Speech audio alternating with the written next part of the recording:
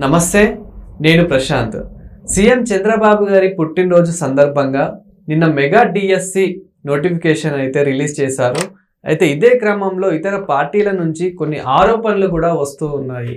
So ఇది ఏ విధంగా ఉండబోతుంది, ఎలా ఉండబోతుంది అనేది అయితే తెలుసుకుందాం. దీని గురించి అయితే మాట్లాడేందుకు ప్రస్తుతం మనతో పాటు సీనియర్ పొలిటికల్ అనలిస్ట్ డివిఎస్ గారు ఉన్నారు. నమస్తే అండి. నమస్తే సార్. నిన్న మెగా డిఎస్సి నోటిఫికేషన్ అయితే రిలీజ్ చేశారు సీఎం చంద్రబాబు గారి పుట్టినరోజు సందర్భంగా.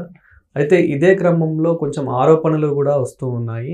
సో ఫ్యూచర్లో మరి ఎలా ఉండబోతుంది? అంటే చంద్రబాబు పుట్టినరోజు సందర్భంగా యువతకు కానుకగా 16,347 పోస్టులతో మెగా డిఎస్సి నోటిఫికేషన్ విడుదలైంది.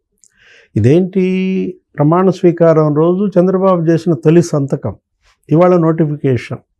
దానిపైన మళ్ళా వైఎస్ఆర్ కాంగ్రెస్ పార్టీ వాళ్ళు వాళ్ళ యొక్క సొంత మీడియా లేకపోతే కూలి మీడియా ఇక అనేక రకాల విమర్శలు చేస్తున్నారు.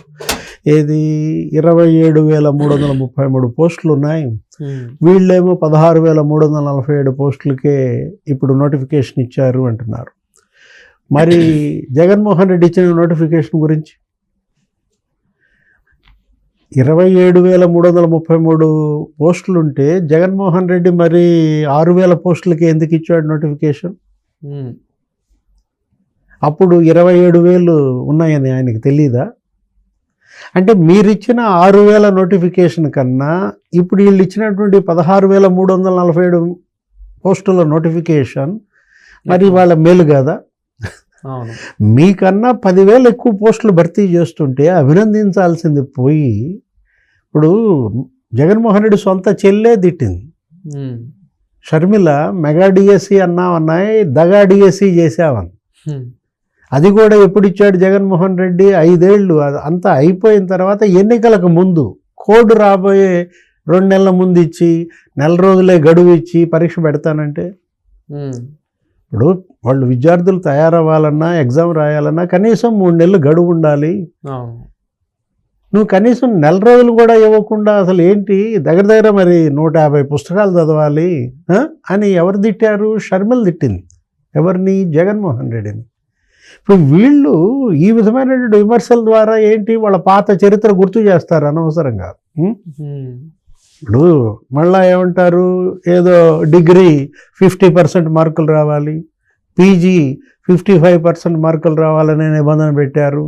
ఎస్సీ ఎస్టీలకు ఏదో 45%, 50% అన్నారు. ఎస్జిటి కూడా ఈ నిబంధన వర్తింపజేశారు. ఇలా రకరకాలుగా కోడిగుడ్డు మీద ఈకలు పీకినట్టుగా పీకుతుంటే వాళ్ళ విద్యార్థులు చదువుకుంటున్నారు. మొత్తం కోచింగ్ సెంటర్లన్నీ కూడా బ్రహ్మాండంగా కళకళలాడుతున్నాయి. వాళ్ళంతటా వాళ్ళు ప్రిపేర్ అయ్యి తర్ఫీదు పొంది పరీక్షల కోసం వాళ్ళు ప్రిపేర్ అవుతుంటే ఈ విధమైనటువంటి ఈ విమర్శలు, ఈ బురద చల్లడం అవసరమా? ఇప్పుడు డిఎస్సి నోటిఫికేషన్లో ఆంధ్రప్రదేశ్ చరిత్రలో ఇప్పటికి 16-17 పెట్టారు. 16-17 కూడా ఎప్పటి నుంచి పెట్టారు? ఎన్టీ రామారావు తర్వాత నుంచి పెట్టారు. ఇంతమంది ముఖ్యమంత్రులు మారితే పెట్టినటువంటి ఈ 16 నోటిఫికేషన్లలో 13 నోటిఫికేషన్లు ఇచ్చింది చంద్రబాబు. అంటే ఉమ్మడి రాష్ట్ర ముఖ్యమంత్రిగానే ఆయన 9 నోటిఫికేషన్లు ఇచ్చారు. అప్పుడే నీకు 185,000 టీచర్ పోస్టులు భర్తీ చేశాడు. రాష్ట్రం విడిపోయిన తర్వాత మళ్ళా ఇంకొక 2 నోటిఫికేషన్లు ఇచ్చాడు. అంటే అప్పుడు ఒక 10,000, 12,000 పోస్టులు భర్తీ చేశాడు, టీచర్ పోస్టులు. అంటే ఇప్పుడు పనిచేస్తున్నటువంటి ఉపాధ్యాయులంతా చంద్రబాబు నియమించిన వాళ్ళే. ఇంతకుముందు అడపా నియమించిన వాళ్ళంతా కూడా నీకు ఇక వాళ్ళు రిటైర్ అయిపోయారు. ఒక డిఎస్సి నోటిఫికేషన్ ద్వారా ఉపాధ్యాయుల ఎంపిక అనే ఒక పారదర్శక విధానాన్ని తీసుకొచ్చి పరీక్షలు పెట్టి బ్రహ్మాండంగా టీచర్లని ఇంతమందిని, ఇన్ని లక్షల మందిని నియమిస్తే హర్షించాల్సింది పోయి, అభినందించాల్సింది పోయి ఇప్పుడు ఇది 13వ నోటిఫికేషన్ ఏది చంద్రబాబు హయాంలో. అంటే ఇది కూడా కనుక భర్తీ అయినట్లయితే దగ్గర 2,25,000 మంది టీచర్లను ఆయన నియమించినట్టు. అంటే ఒక్క ఉపాధ్యాయుల్ని, అంటే ఏంటి, కేవలం విద్యారంగంలోనే, అది కూడా టీచింగ్ స్టాఫ్, ఇక నాన్ టీచింగ్ అది వేరే విషయం. ఇప్పుడు ఎంప్లాయ్మెంట్కి ఎందుకు మీరు మోకాలు అడ్డుతున్నారు?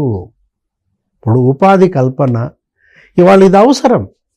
ఇవాళ యువతరం మనం చూసాం, నీకు సంవత్సరానికి లక్షల మంది గ్రాడ్యుయేట్స్ బయటకు వస్తున్నారు. వాళ్ళకి ఉపాధి కోసం ఇతర ప్రాంతాలకు వలసపోతున్నారు. ఇక్కడ ఎంప్లాయ్మెంట్ లేక.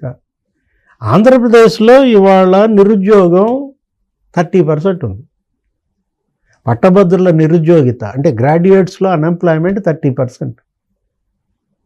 జాతీయంగా నీకు చూసుకుంటే నిరుద్యోగిత పట్టభద్రుల్లో నీకు కేవలం 15%, 17%. ఎక్కడ జాతీయ సగటు, ఎక్కడ ఆంధ్రప్రదేశ్ సగటు? దానికన్నా రెట్టింప. ఇంతగా నిరుద్యోగాన్ని పెంచిన క్రెడిట్ జగన్మోహన్ రెడ్డిదే. మొత్తం పరిశ్రమలన్నీ తరిమేశాడు. గవర్నమెంట్ సెక్టార్లో ఉద్యోగాలన్నీ భర్తీ చేయలేదు. ఇచ్చిన హామీలేమీ నెరవేర్చలేదు. బ్యాక్లాగ్ పోస్టులు 2.5 లక్షలు భర్తీ చేస్తా అన్నాడు, ఒక్కటి భర్తీ చేయలే. అదేమంటే వాలంటీర్స్ అంటాడు. 5,000 రూపాయలు నెలకి జీతం ఇచ్చి వాలంటీర్లు వాళ్ళే నాకు లక్షలాది నియామకాలు చేశానంటాడు. చివరికి వాళ్ళని కూడా తీసేశాడు. ఎన్నికలకు ముందు వాలంటీర్లు అందరి దగ్గర రాజీనామాలు తీసుకున్నారు. కనీసం వాళ్ళని మళ్ళా రెన్యువల్ చేయలేదు. ఎంత ద్రోహం చేశాడో ఆ వాలంటీర్ల అక్కడే మనం చూడొచ్చు అనమాట. ఎన్నికలకు ముందు నువ్వు అందరి దగ్గర బలవంతంగా రాజీనామాలు తీసుకున్నావా లేదా? నీ ఎమ్మెల్యేలు మళ్ళా మేమే వస్తాం అంటే వాలంటీర్ల జీవితాలతో ఆడుకున్నాడు. 5,000 రూపాయలు ఏమైనా సరిపోతుందా వాళ్ళకి ఇచ్చేది? ఇంక అందుకని వాళ్ళు ఏం చేశారు, రకరకాలుగా వాళ్ళు మోసాలు, వాళ్ళు వాళ్ళ పింఛన్లు ఎత్తుకుపోవటం, అమ్మాయిలను ఎత్తుకుపోవటం, లేకపోతే మర్డర్లు చేశారని మనం కథనాలు మీడియాలో చూస్తుంటే ఆ వాలంటీర్ అలా, ఈ వాలంటీర్ ఇలా. అంటే వాలంటీర్లే కాదు, సచివాలయ సిబ్బందిని కొంతమందిని నియమించానన్నాడు. మనకంటే గత ప్రభుత్వంతో పోల్చుకుంటే అయితే ఇప్పుడు ఉన్న ప్రభుత్వంలో 16,000 సీట్లు డిఎస్సికి అనేది చాలా మంచి నోటిఫికేషన్లు అయితే ఇస్తున్నారు. సో మరి ఫర్దర్ ఇంకా మిగతా ప్రాసెస్ ఎప్పుడు ఉండబోతుంది అంటే ఈ ఎగ్జామ్స్కి సంబంధించి? అంతే, రేపు పొద్దున ఎగ్జామ్స్ జరుగుతాయి, రిక్రూట్మెంట్స్ చేస్తారు. రేపు జూన్ కల్లా నీకు బడులు తెరిచేటప్పటికల్లా కొత్త ఉపాధ్యాయులు ట్రైనింగ్ కూడా పూర్తయి వాళ్ళు జాయిన్ అయిపోవాలి. మొన్న ముఖ్యమంత్రి చంద్రబాబు చెబుతూ ఆయన ఒక షెడ్యూల్ రిలీజ్ చేశాడు. ఏది నెక్స్ట్ మళ్ళా అకాడమిక్ ఇయర్ బడులు తెరిచేటప్పటికల్లా కొత్త ఉపాధ్యాయులు ఈ డిఎస్సి నుంచి వచ్చిన వాళ్ళంతా స్కూల్స్లో అపాయింట్ అయిపోయి ఉండాలి. నెక్స్ట్ ఆ తల్లికి వందనం ఆ స్కీమ్ కూడా అమలవుతుంది అప్పుడే. ఆ తర్వాత అన్నదాత సుఖీభవ రేపు మేలో ఇస్తామని, ఖరీఫ్ రైతులు పెట్టుబడి పెట్టేటప్పటికల్లా. నెక్స్ట్ మత్స్యకారులకు ఏదో ఇస్తున్నామని కూడా చెప్పారు, 20,000 రూపాయలు వేట నిషేధ భృతి. అంటే వాళ్ళు అటు సంక్షేమం వాళ్ళు ఇచ్చే స్కీమ్స్ ఇచ్చుకుంటున్నారు, మరోవైపు ఈ యువతకి వాళ్ళు ఇచ్చిన మాట ప్రకారం ఎంప్లాయ్మెంట్ ఉపాధి కల్పన పైన ప్రధాన దృష్టి. Thank you sir. నమస్తే.